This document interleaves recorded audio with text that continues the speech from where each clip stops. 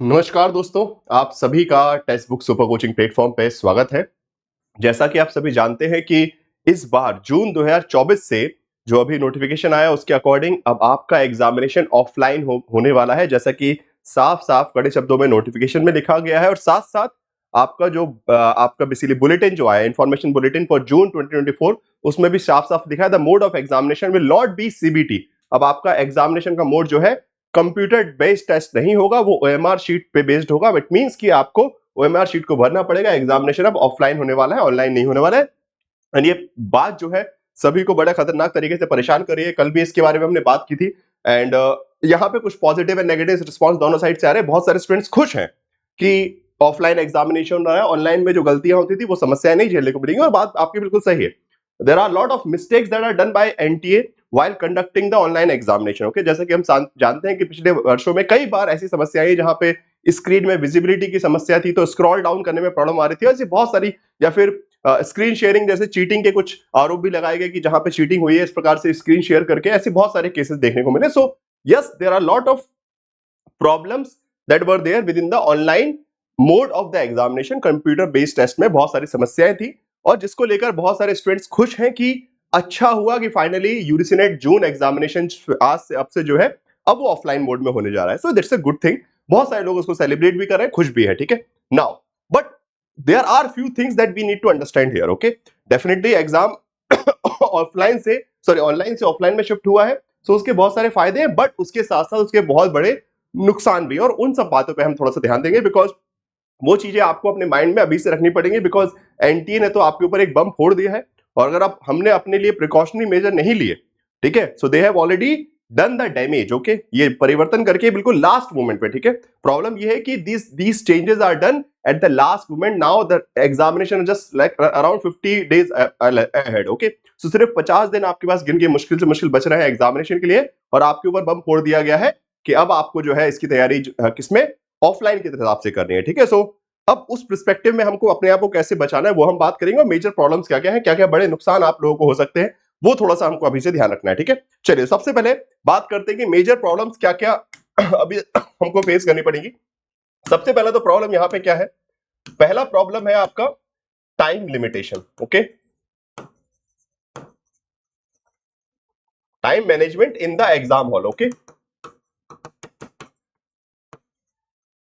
देखिए अब यहां पे टाइम मैनेजमेंट की बात इसलिए आई बिकॉज अभी तक आप क्वेश्चन वहां पढ़ते थे और उसके बाद आपको क्लिक करने के लिए साइड में ऑप्शन होता था ABCD, you have to simply choose it. Okay, and it takes barely 1 second. Okay, अगर आपने आंसर डिसाइड कर लिया, you have taken the time to read the question, आपने क्वेश्चन पढ़ने में वक्त लिया और उसके बाद आपने फट से 1 सेकंड में क्लिक कर दिया। 1 सेकंड से भी कम के वक्त में आप फिर आधे सेकंड में आप क्लिक कर सकते हैं। ओके, नाउ ओएमआर शीट में जब आप फिल करेंगे so it will be take time taking because you need to be very precise regarding the OMR sheet.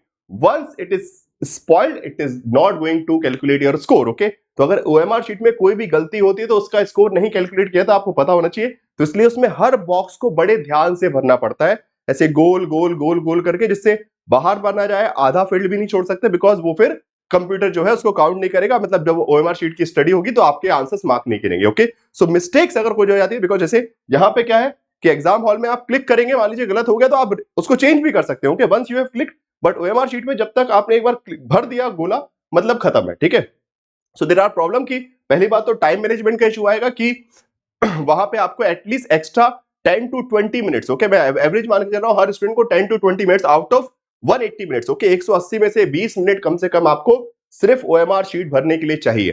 तो वो या तो आप आखिरी में भरिए या तो लगातार साथ साथ में भरते जाइए। वो वॉट जो भी आप केस लेंगे, आपको कम से कम 20 मिनट का वक्त जो है अब एक्स्ट्रा चाहिए for filling out the OMR sheet, and this is a new task for you again, as the level of examination and the length of paper that is continuously increasing। अगर आपने पिछली बार भी गौर फरमाया हो, क्वेश्चन बड़े लंबे लंबे देने लगी है एनटीए। ठीक है, बड़े लंबे लंबे क्वेश्चन बनाने, ऐसे नहीं कि सिर्फ एक स्टेटमेंट 4 ऑप्शन आपको खट से आपने सिलेक्ट कर लिया, आपको पढ़ना है।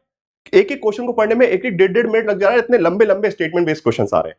सो उस स्थिति में उन क्वेश्चंस को पढ़ने में भी टाइम जा रहा है और साथ साथ ओएमआर शीट फिल करने में भी टाइम जाएगा, and that is going to be a big problem for you guys, and that's what we have to prepare now. Okay, इसके लिए हमको अभी से तैयारी करनी पड़ेगी बिकॉज एनटीए ने तो बम फोड़ दिया है। ठीक है, कि ऑफलाइन एग्जामिनेशन होने वाले हैं। सेकेंडली, कि जो मैंने आपको प्रॉब्लम बताया कि मिस्टेक्स कि आपके जो ओएमआर शीट में मिस्टेक अगर हुई तो फिर उसको आप अंडू नहीं कर सकते, बट एटलीस्ट ऑफलाइन में आपके पास ऑनलाइन में आपके पास ये ऑप्शन होता था कि एटलीस्ट आप अनडू करके आंसर चेंज कर लीजिए सबमिट करने से पहले, ठीक है। नाउ सेकंड एस्पेक्ट जो आपका निकल के आ रहा है वो है फेयरनेस एंड चीटिंग। जैसे कि आप सभी को पता है कि yes there are few cases of cheating that was basically been recognised in the let's say online mode also, okay. तो आप बोल सकते हैं कि सर ऑनलाइन में भी चीटिंग के ऐसे कुछ केसेस देखे, बट नाउ जब ये ऑफलाइन एग्जामिनेशन होगा तो सीधी बात है एनटीए को पहले से एग्जामिनेशन पेपर जो है सेंटर्स में डिलीवर करने पड़ेंगे ऑल इंडिया लेवल पे, ओके फाइन।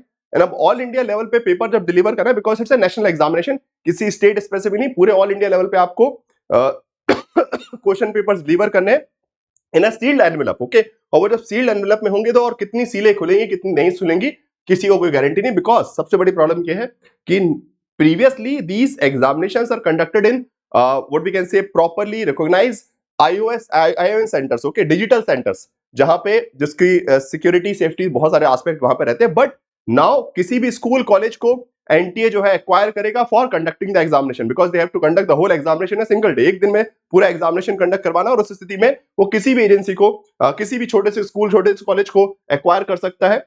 एंड उस स्थिति में वहां पे जो सेफ्टी है वो क्वेश्चन पेपर की लीक होने की वो चांसेस ऑटोमेटिकली बहुत ज्यादा बढ़ जाते हैं। And again we have seen NTA has done multiple mistakes and now अगर एक बार पेपर लीक होता तो आपको पता है कितना बड़ा नुकसान होता है। उसके बाद फिर से वो पेपर रिकंडक्ट करवाना तो एक बहुत बड़ा अगेन, बिकॉज डिजिटल पेपर में आपको पता होना चाहिए कंप्यूटर बेस्ड टेस्ट में क्या होता है, जब तक टाइम स्टार्ट नहीं होता तब तक उसका सर्वर, बिकॉज वो सर्वर से कनेक्टेड रहता है सब कुछ, और उसमें तब तक वो एक्सेस पेपर का मिलता ही नहीं है। बट यहां पे बिकॉज ऑफलाइन पेपर होगा तो अब एग्जामिनेशन पेपर एटलीस्ट 3 से 4 दिन पहले एग्जामिनेशन सेंटर पे डिलीवर हो जाएगा, समझ रहे हो। और उन 3-4 दिनों में उसकी सुरक्षा की कोई गारंटी नहीं होगी, ठीक है। वो कितना गारंटेड, बिकॉज अगेन यूपीएससी होता तो हम चलिए मान लेते हैं गारंटी ले भी लें कि यूपीएससी का जो ट्रैक रिकॉर्ड है उसमें मतलब कभी ऐसा सुनने को नहीं मिला कि एग्जामिनेशन पेपर लीक हुआ। बट एनटीए ने गलतियों के जो है पहाड़ खड़े कर रखे हैं, सो इसलिए अपने आप बहुत भी समस्या है कि फेयरनेस, चीटिंग, पेपर लीक जैसी समस्याएं अब हो सकती हैं बढ़ जाए, और वो जो बढ़ेंगी तो वो नेशनल लेवल पे इंपैक्ट करेंगे किसी एक राज्य स्तर पे। और जैसे कि आप लगातार देख रहे हैं कि बहुत सारे दूसरे एग्जामिनेशन में भी जो है पेपर लीक्स वगैरह हुए, सो ये मेजर प्रॉब्लम है। आप लोगों को बस ध्यान ये रखना है अभी के लिए कि टाइम मैनेजमेंट पे अभी से वर्क करना स्टार्ट कीजिए। 20 एक्स्ट्रा मिनट्स आप लोग निकालने स्टार्ट कर दीजिए फॉर फिलिंग द फॉर्म, और प्रयास कीजिए कि हो सके तो कहीं से ओएमआर शीट लेकर जब भी क्वेश्चन प्रैक्टिस करें तो ओएमआर में लगाना स्टार्ट कर दे। Because I don't think so कि अभी हम प्रयास तो करेंगे, एनटीए के ऊपर दबाव बनाएंगे, यूजीसी के ऊपर दबाव बनाएंगे कि अभी के लिए अगर प्रयास हो सके, बिकॉज इस समय वक्त कम है, ठीक है। आई एम नॉट सेइंग कि conducting the online exam offline examination है बैड डिसीजन, ओके, पूरी तरीके से खराब नहीं बोल सकते कि 100% गलत निर्णय है, बट अभी एकदम से इसको लेके आना एक दिक्कत था। आप इसको अगर एडवांस में 2 महीने 3 महीने पहले बताए थे तो at least student could have prepared themselves, okay, at least अपनी प्रिपरेशन। अभी अब वक्त लिमिटेड है कि वो अपना रिवीजन करें, कि अपनी प्रिपरेशन करें, प्रैक्टिस क्वेश्चन करें, कि बैठ के ओएमआर शीट भरना में अपना टाइम इन्वेस्ट करें, ओके। सो नाउ एक एक्स्ट्रा प्रेशर आप लोगों के ऊपर क्रिएट हो गया, ओके, बस प्रॉब्लम और कुछ नहीं है, ठीक है। जिनको अच्छा लग रहा है कि हाँ ऑनलाइन ऑफलाइन एग्जाम होने चाहिए, अच्छी बात है, हाँ बिल्कुल अच्छी बात है, बट यही अच्छी बात हो जाती है अगर इसको 2 महीने 3 महीने पहले बता दिया जाता। बट अब आखिरी के वक्त में रिवीजन का टाइम है, प्रिपरेशन का टाइम है, इंपॉर्टेंट कॉन्सेप्ट पढ़ने हैं, रिवाइज करना है, और अब जो के एनटी ने एक और आपके ऊपर झटका डाल दिया कि अब नहीं, अब आप ऑफलाइन एग्जाम के हिसाब से तैयारी कीजिए, ठीक है। This is the problem majorly, okay. So अगर इसको करना भी है तो नेक्स्ट सेशन से कर सकते थे, दिसंबर में कर सकते थे। बहुत सारी इंफॉर्मेशन यूजीसी ने पहले दी एडवांस में, जैसे कि अगर आप हम बात करें कि नेट के बेसिस पर पीएचडी का एडमिशन अब स्टार्ट होगा, ये इंफॉर्मेशन मार्च में आ गई थी ना, पहले से इंफॉर्मेशन आ गई थी। बट इस ऑफलाइन मोड में एग्जाम होगा, इसकी इंफॉर्मेशन पहले से क्यों नहीं दी गई? ये भी दे सकते थे कि आप एटलीस्ट फरवरी में बता देते, तो स्टूडेंट्स पहले से पता होता कि ठीक है हम प्रिपेयर कर रहे हैं, हमको अभी से साथ साथ ओएमआर शीट भरने की प्रैक्टिस और उतना टाइम मैनेज करने की प्रैक्टिस करनी है।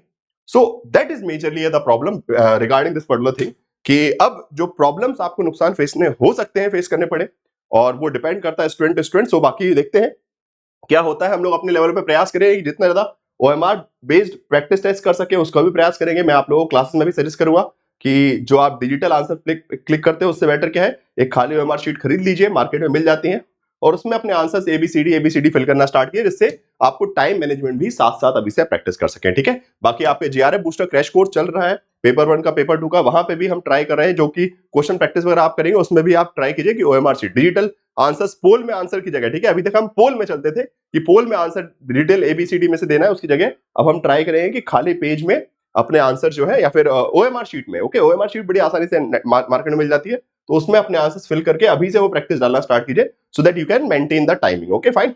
सो जेआरएफ बूस्टर को भी ज्वाइन कर सकते हैं फटाफट आप लोग अभी, और बिकॉज अब तो बहुत ज्यादा आवश्यकता पड़ने वाली है आपके पास। अब आपके पास टाइम नहीं है कि आप बहुत सारे रिसोर्सेज को सर्च कर सके, बिकॉज एनटीए ने ऑलरेडी आपके ऊपर एक नया प्रभाव डाल दिया है। सो आपके सही रिसोर्सेज, सही टाइप का रिवीजन हो सके, तो जेआरएफ बूस्टर कोर्सेज अवेलेबल है, कंटेंट आपको मिल जाएगा, study notes, mock test, everything will be available here. Okay fine.